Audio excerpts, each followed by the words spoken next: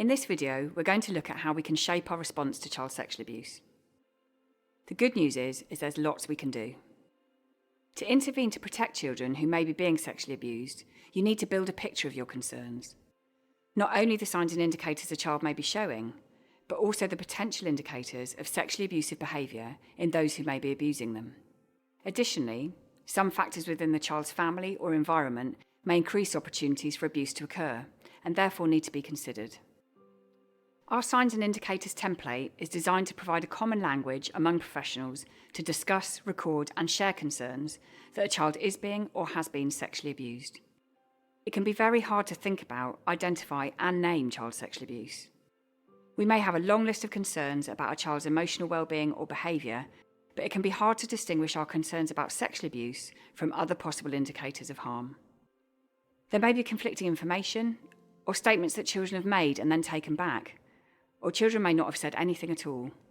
It's natural to worry about getting it wrong, but even though we might hope it isn't sexual abuse and it might be difficult and uncomfortable to explore, we need to ask ourselves not what if I'm wrong, but what if I'm right? What if this child is being sexually harmed? What do we need to do to make this child safer?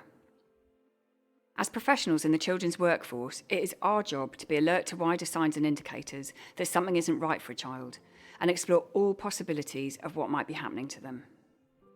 We know from all the research shown in earlier videos that there are many challenges to uncovering child sexual abuse. It simply isn't likely that a child will feel able to tell us directly what is happening. Instead, the onus is on us to gather the signs and indicators of possible abuse, build a picture of our concerns and the child's experience, and work out what to do about them. In our Signs and Indicators of Child Sexual Abuse template, you can record and make notes of the signs and indicators of concern. Within this, we include the emotional and behavioural signs that may indicate a child is being sexually abused. It includes indicators of emotional distress, such as evidence of self-harming or weight change, clearly sexualised behaviours, and changes in previous usual behaviours and relationships. The template then moves on to consider potential physical signs of abuse, such as unusual bruising or sexually transmitted infections. The next part concerns the signs and indicators of abusive behaviour in the people around the child, be that another young person, sibling, cousin or adult, in a family or institutional setting. Signs to look out for here include normalising inappropriate and sexual behaviours, like exposing the child to pornography or leaving bathroom and bedroom doors open. Other signs could be developing an overly exclusive relationship with the child, in ways such as dominating the care of them or isolating them from others. Finally, the template looks at the vulnerabilities in the child's environment. When building a picture of concerns, it is useful to understand the family or environmental context in which the child is living, as some factors increase vulnerability to sexual harm. It helps us consider how might these factors be preventing the child from telling someone what is happening to them.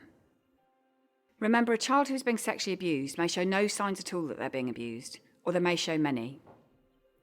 Of course, the signs they do show could also be indicative of something else that is happening in their lives. Using the template, take each sign and indicator that you have observed and note down what you have seen, and remember, where relevant, to include the context of the observation. As you work through each section, you'll quickly be able to build a picture of your concerns, all in one document. Next, take some time to consider what further action might be required. Some suggested questions are there any other details known within your organisation that could be added? Do you need to speak to other professionals? Is further exploration needed with the child and parents and carers? Is a prompt safeguarding referral needed? And is further monitoring needed? Safeguarding children needs a multi-agency approach, and it's unlikely that any one agency holds all the information needed to build the picture. Think about whether there is further information available within the multi-agency group which could be added to the template. It's important to understand that our Signs and Indicators template is not a substitute for further observation or for directly communicating with children and their families. It is best used to inform rather than determine decision-making. Thank you for taking the time to watch this video. Please remember, child sexual abuse can feel difficult and complex, but by all working together, we can tackle this. In our next set of videos, we'll be talking about how to engage with the child when you have concerns.